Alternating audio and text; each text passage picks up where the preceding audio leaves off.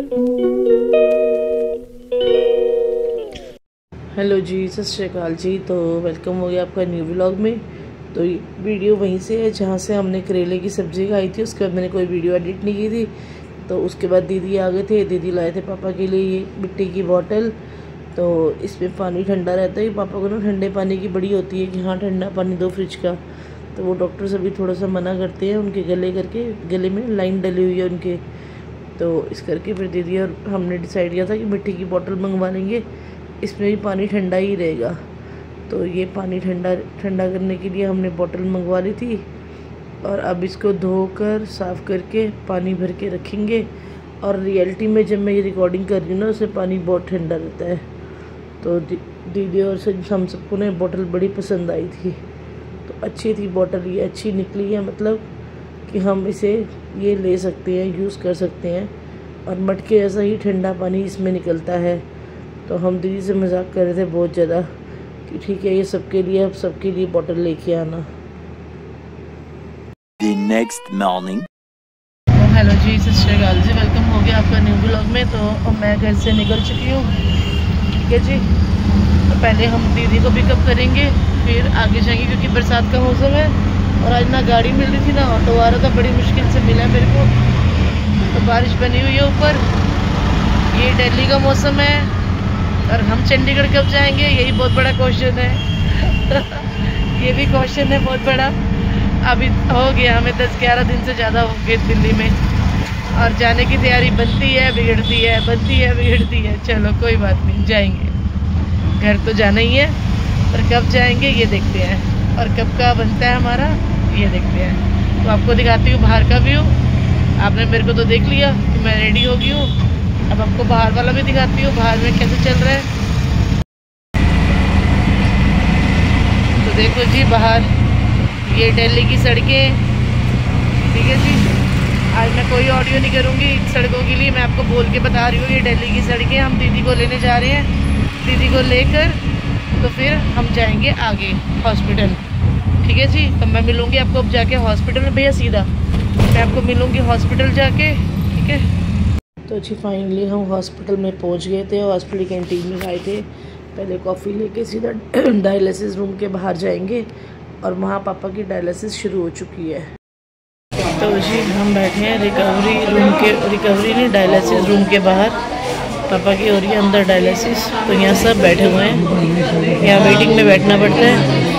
छोटी वाली सिस्टर गई है अंदर पापा को कुछ खिलाने, दीदी बैठी है मेरे साथ और मैं बैठी। और बाकी हाथ शोर आ रहा है ना पीछे, तो जिन की डायलिसिस सब बैठी हुई हैं। तो मेरा फेस देख के आपको लग रहा होगा ना, पापा ना कल रात को भी थोड़े परेशान हो गए थे।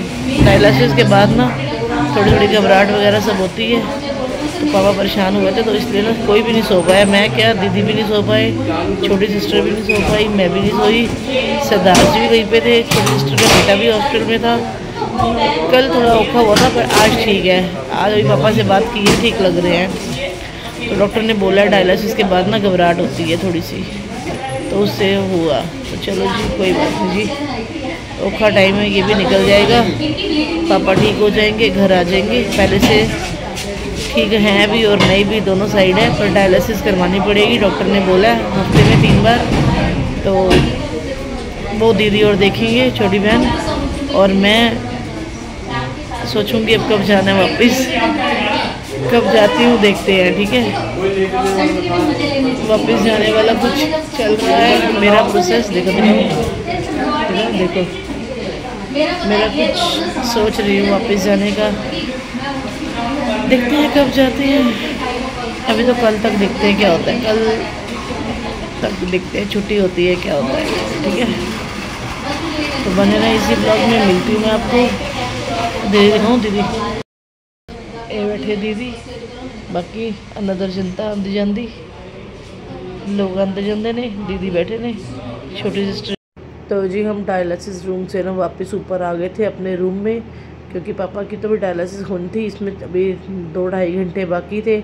और वहाँ पर था बहुत ज़्यादा शोर और रश, क्योंकि मंडे था ना, तो सबकी डायलिसिस होती है। तो इस करके वहाँ पे सब आए हुए थे अपनी अपनी डायलिसिस करवाने।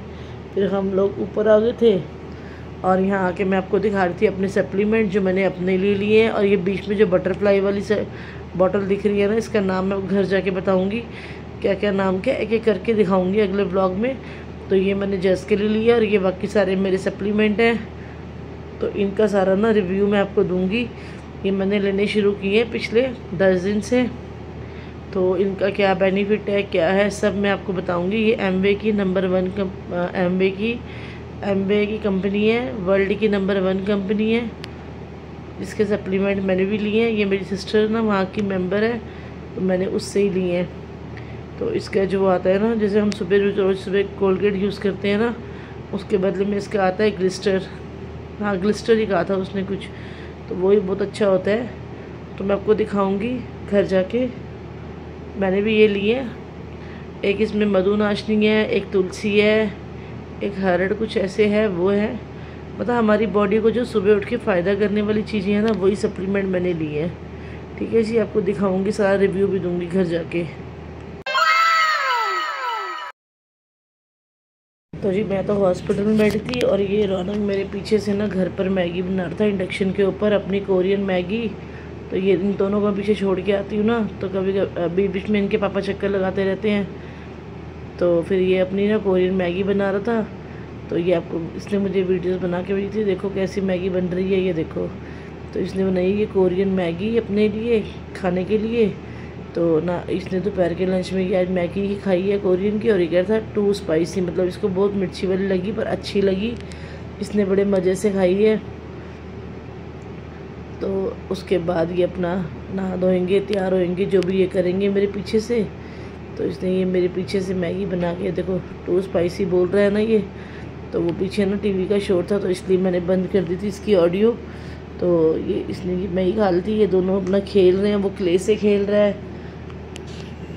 तो यहाँ ना जी पापा ना रिकवरी रूम से, वो रिकवरी रूम निकलता है मेरे मुंह से बार बार, नीचे हार्ट कमांड वाला।